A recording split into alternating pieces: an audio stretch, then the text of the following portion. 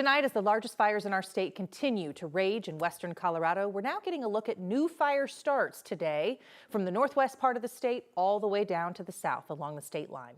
Thanks for joining us tonight. I'm Jennifer Meckles. And I'm Mark Salinger. First, a fire near Pagosa Springs is prompting mandatory evacuations. Tonight, the governor has declared a disaster emergency and is sending National Guard troops to help support firefighters. They're calling it the Oak Fire. The Archuleta County Sheriff's Office said it was burning out of control. They evacuated 1 square mile, including at least 1 subdivision in the area. Several others are still on pre-evacuation notice. Tonight, the fire's only about 150 acres, still small, but the state says it's quickly exceeded the local firefighting capacity there in Archuleta County. Now to the 13 fire in the town of Craig. It briefly prompted some evacuations earlier today when it threatened several homes. Tonight, those areas have been rolled back to pre-evac status. Some good news there. This happened on the north side of the town of Craig. Moffat County Sheriff's Office says it may have started at a home, then spread to grass and grew out of control. Small fire with preliminary information putting it at about 45 acres.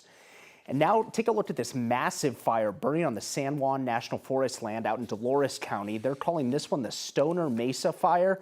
This time-lapse video shows how quickly it blew up this afternoon. Started by lightning about 2 weeks ago and then burned more than 3,000 acres today, about 5 square miles, still burning uncontained tonight. We have also spent the whole last week watching the fires burning on either side of Meeker in Rio Blanco County. So to the west of town, we've got the Lee Fire, now more than 113,000 acres or more than 175 square miles.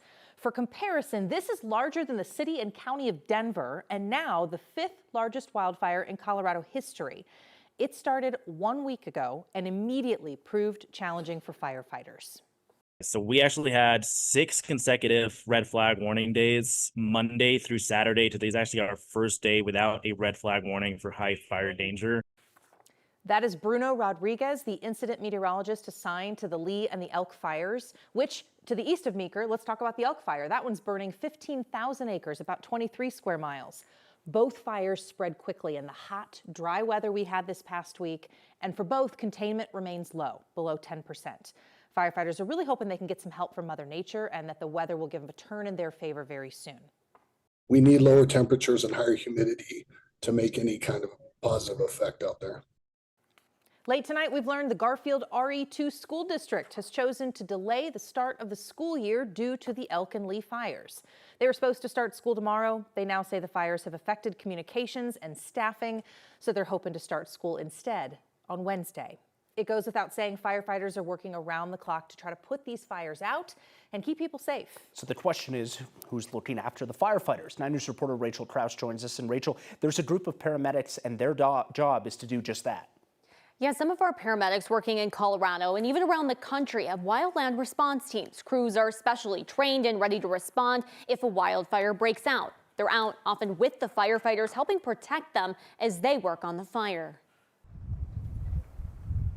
Yeah, you can't let your guard down. As the Lee Fire grows, so does the number of first responders helping to fight it. Many on the front lines, others keeping those frontline firefighters safe. Yeah, it feels good to be out here and utilize my skills in what feels like a really impactful way. Robin Weiss is a paramedic in Eagle County, right now in Rio Blanco County, working as a line medic with the wildland response team. This is the biggest fire I've been on. No small task. It's still raging, so he's right on the fire line, closely tied in with the crews, ready to respond and help if a firefighter gets hurt. I think everybody's got their head on a swivel, but certainly, I mean, power tools, saws, you know, we're very remote out here and conditions can change really quickly. So everybody's got to be kind of on it, and certainly could be dangerous. Absolutely. Robin is lending his paramedic skills to the Lee Fire fight through the Wildland Response Team. He's one of 12 Eagle County paramedics able to be deployed. His supervisor, Hank Bevington, says in a wildfire, paramedics are vital. Those firefighters are,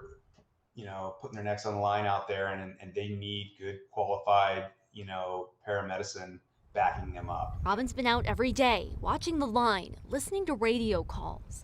So far, his days have been calm, but the fire ever changing. The fire's really been growing to the south and making these really big pushes as the winds have changed. So Unfortunately, there's a little bit more structure involvement than I think people were expecting, but luckily it's pushed away from the town of Meeker at this point, and so we're just kind of dealing with what Mother Nature throws at us. As the Lee fire spreads, the days are long.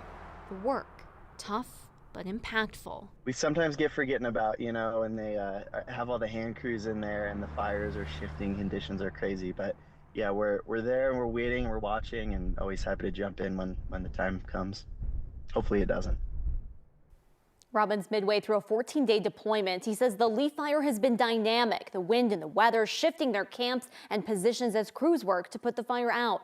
Robin tells me he's grateful that he can be out there putting his skills to use and supporting these firefighters. Rachel Krause, 9 News.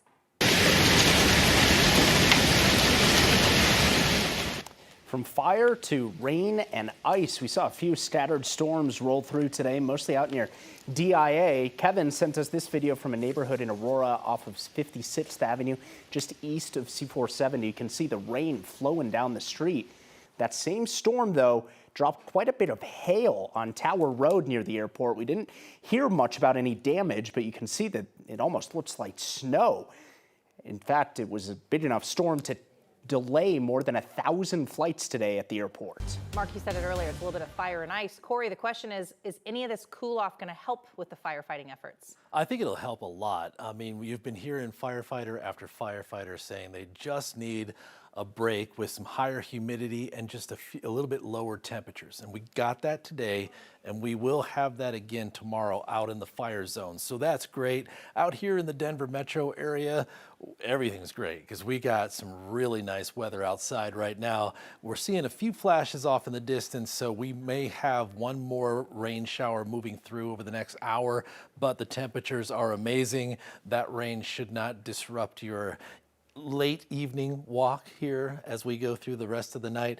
The severe thunderstorm watch has now expired across the state of Colorado. We still have a few storms out there, especially towards the east of Colorado Springs. You can see this energy just kind of drifting down from the northern front range. That'll continue to do so, but you also notice that it's starting to lose some of that energy as well. So probably just maybe a sprinkle or two up here in the northeast part of this Denver metro. If you're lucky. Our day tomorrow, lots of sunshine, temperatures way below normal. More weather information coming away in just a few minutes. All right, Corey, thank you. We've got some breaking news tonight. Denver police officers now investigating a deadly crash near Hamden and Yosemite. They say this involves multiple cars and a motorcycle. Police say the motorcyclist died at the scene. Multiple other people went to the hospital. Hamden is shut down in both directions. At tomorrow night's Lakewood City Council meeting, friends and family of Jaxen Grret are expected to push the city to open an independent investigation into her death. Grret went missing in April. Weeks later, her body was found in a narrow space between two buildings in Lakewood below a second-floor apartment window. The Jefferson County coroner says because of how long it took to find her body, it's almost impossible to tell exactly how she died. Jax's family has been vocal about the way that Lakewood police have handled this case. Lakewood police say the case is still under investigation. This weekend, 2 sellout crowds gathered at Coors Field to watch baseball, or more accurately, banana ball. The Savannah Bananas wrapped up their weekend stint in Denver, the first time they visited here in Coors Field. They played 2 games against the firefighters to a reported audience of 50,000 fans. The game sold out in less than 2 hours when tickets went on sale, and the lucky fans who were able to score tickets were treated to quite the show. The game was awesome. We had a ton of fun. I wish that the Rockies were this good and much fun, but we had a great time. The kids loved it. They're going to sleep in these banana jerseys. They always hit a home run. The way that the Savannah Bananas do baseball is really, really fun. I think everybody would enjoy it. The Savannah Bananas are kind of like the Harlem Globetrotters of baseball. Lots of fun tricks and antics and just so much fun entertainment. They drew national attention this weekend. Before last night's game, ESPN aired SportsCenter live from Coors Field. It was actually anchored by a local guy, Thornton native Gary Streisky. Chris Tavares will have much more on the Bananas coming up in sports.